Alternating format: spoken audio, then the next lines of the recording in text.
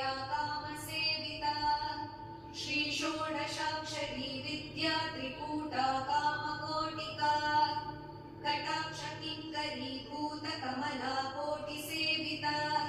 शिरस्थिता चन्द्रनिभा भालस्तेन्द्रधनुः Prabha हृदयस्थार विप्रख्या त्रिकोणान्तरदीपिका Dakshayani दैत्यहन्त्री दक्षयज्ञविनाशिनी